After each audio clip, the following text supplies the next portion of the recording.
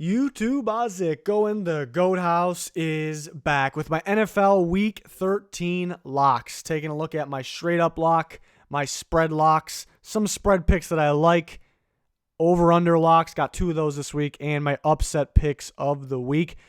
We got this video every week. We got predictions, score predictions, recaps, power rankings, all kinds of content on the channel right now and more to come.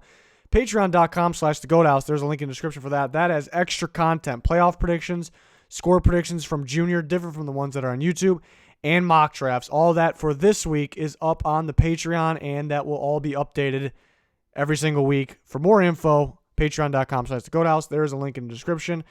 40K, that's our subscriber goal. Please help us get there. We're trying to get there by 2020. If you don't subscribe to the channel, please do so. We have full NFL content all year long, even the off-season, constant free agency and NFL draft coverage.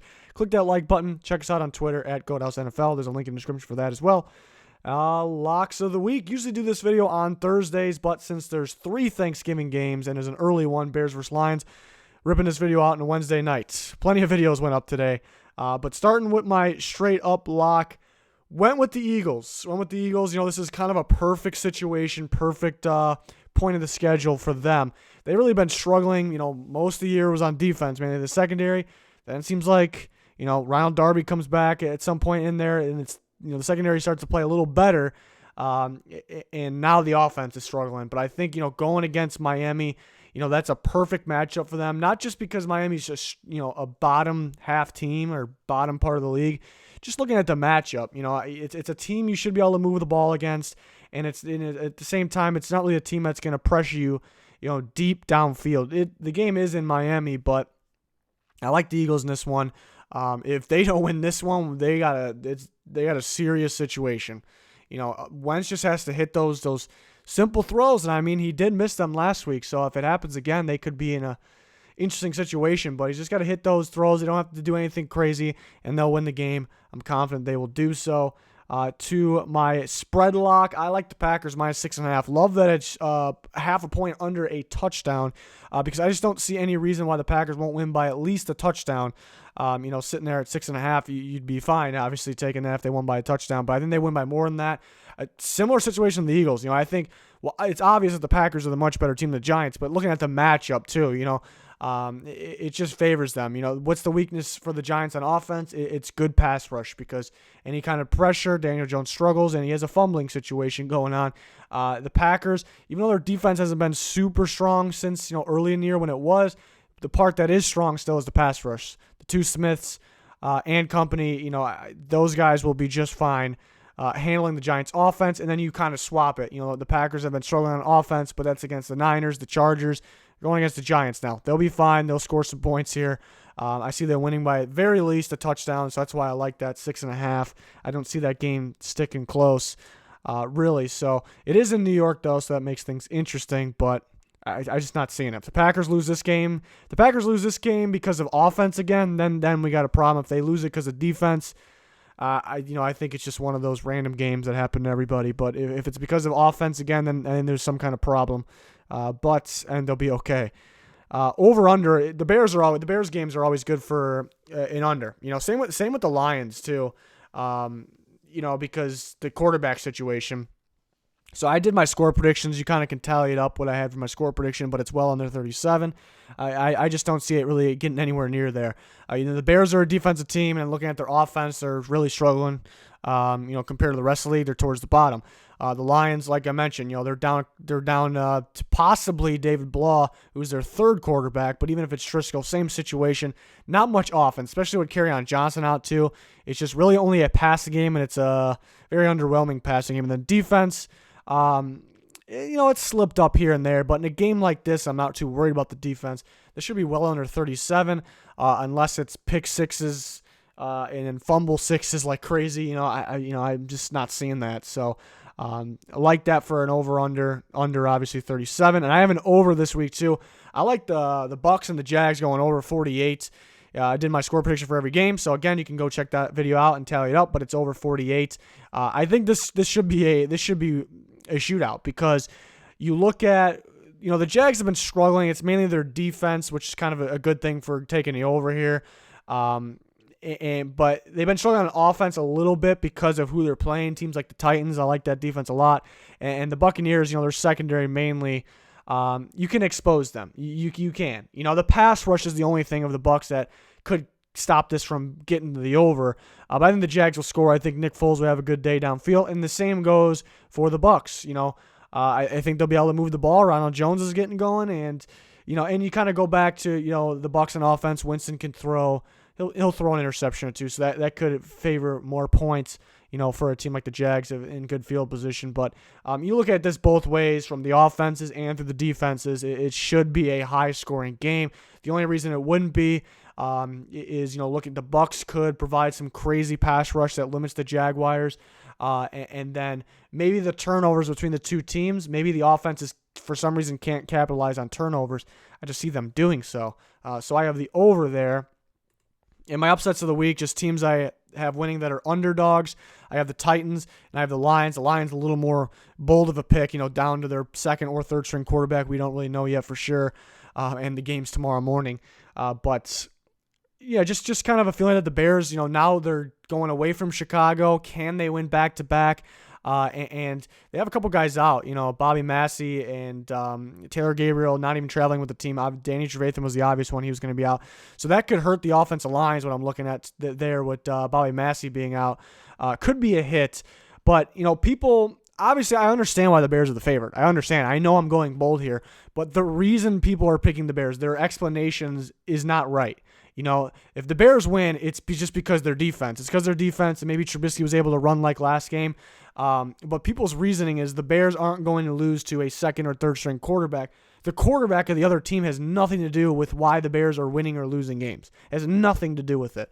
So, if that quarterback, whoever played with the Lions, was throwing interceptions like crazy, then okay, that's what did it. But that's not the reason the Bears are winning or losing games. They're the favorite for a reason. But you got to take some underdogs sometimes, taking the Lions. I like the Titans. I think the Titans are better than the Colts. It doesn't mean they're necessarily going to win for sure.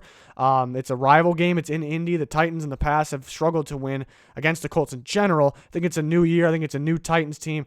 They're very talented. You look at everywhere on that team. You got one of the best running backs in the league. Tannehill's playing out of his mind right now. We'll see if that starts to go down a little bit, but I don't know if it does because, he's not making any ridiculous throws. He's just making the throws he should make, which is kind of rare in the NFL right now for quarterbacks to consistently make those throws. So that's why I think he's playing great, because he's consistently making those throws, but he should make them. But the way he's running is very impressive too, in the toughness. But I think Derrick Henry is kind of opening things up for Tannehill. And the offensive line's playing better now too. It was a complete train wreck early in the year. So I like everything the Titans are showing me right now. There could be a hiccup in the road right here against the Colts. Colts are a well-coached team, pretty solid team. Was not thrilled with them last week against the Texans. Just feel like they don't have enough firepower, but that can change just like that. The game could go either way. I think the Titans are the better team, especially right now. So I went with the Titans. Those are my two underdogs in terms of the spread that I actually picked to win straight up. And then some games that I like, not locks, but I like them. All happen to be favorites, and three of them happen to be away. So that makes it a little scary, not why it's a lock, but I like the Chargers -2.5. I had them covering that easily in my score prediction, but the reason it's not a lock is because I still think the Broncos defense is good, and Phillip Rivers has been struggling. I think he has a bounce back game, but there is why you can't put on a lock. You have to be, I go through and look at the flaws to every game pretty much, and there could be Rivers still turns the ball over. There could be, the Broncos defense plays out of their mind. It's very possible. Drew Lock's playing. I like Drew Lock a lot. He could struggle early on, and there's no problem with that for me for long term, but he could come in, and we've seen other quarterbacks, the second they come in, they play really good, and then all of a sudden they start going downhill, because I think the reason that is because the defenses don't really have game film. Can't really game plan for a guy getting thrown in there like that. I think that would be the reason. So Locke could have a really good game. I just think, the Chargers defense is getting better and better each week. I have a feeling that Phillip Rivers bounces back. He's a little ticked off about the last game. He had a pretty good break too. So all those reasons tell me the Chargers should win by, I think, at least a touchdown. So I like that game a lot. The Browns -2. The reason this isn't a lock is because what happened in the last game. It's going to be a fight. It's going to be a fight out there. I think the Steelers want the revenge more than the Browns do. You would think how that last game ended. They made a quarterback change. I don't know if it's the right quarterback change. Honestly, I don't blame them for the circumstances of that, but to make that change. But really, Mason Rudolph should be better than Devin Hodges. But game plan could be off of the Browns because they don't have Myles Garrett. So all those signs point to Pittsburgh. But the reason I'm picking the Browns is because they're rolling right now. They're figuring out their groove. They got Hunt back. They're recognizing their talent. They know what to do. The play calling's better. They're plain and simple the better team. They got way more talent. Pittsburgh's defense could win them the game because that defensive front is pretty darn solid. But I like the Browns there. Panthers -10. It's not a lot because it's a lot of points, really. But there's really no reason why they shouldn't win by more than that. I have them winning by plenty. Good matchup for them because the Panthers have been struggling on defense actually recently compared to early in the year. The Redskins really aren't a threat offensively. And then offensively for the Panthers, they've been putting up the points. Even the games, they turn the ball over a little bit, they're still putting up the points. DJ Moore's getting in a rhythm. Kyle Allen's getting in a rhythm. McCaffrey's always been in a rhythm. And they can get some turnovers and create some points off the turnovers. Again, why it's not a lock. 10 points is a lot. And Haskins got his first win. That could relax him a little bit, can create some confidence, and that could really change things for them. The Patriots -3. I like the matchup for the Patriots here. I think this is a defense you can move the ball on. Not too many teams have done it, but it's definitely, without a doubt, not like I'm not trying to sit here and say you can throw all over this team or run all over this team. It's a terrible defense. Not at all what I'm trying to say.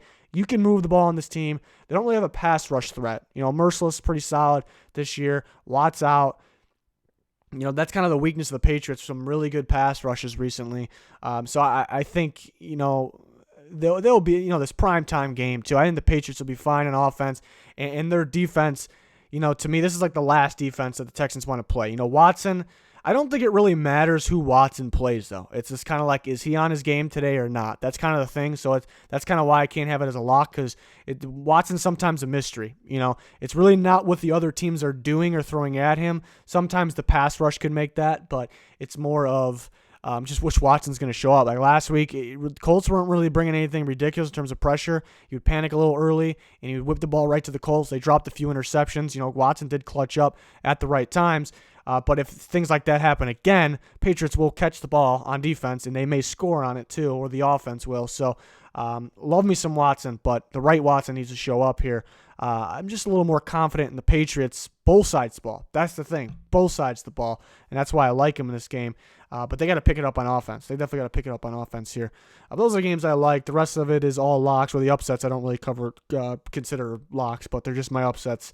Doing this video every single Thursday. I had to do it a little earlier because of Thanksgiving. Happy Thanksgiving to everybody. Really appreciate the support here. It's been awesome. So if you don't subscribe, please do so. 40K, that's our goal. Trying to get there by 2020. We're getting close. Really appreciate you guys, though. Thank you for watching. Goodbye.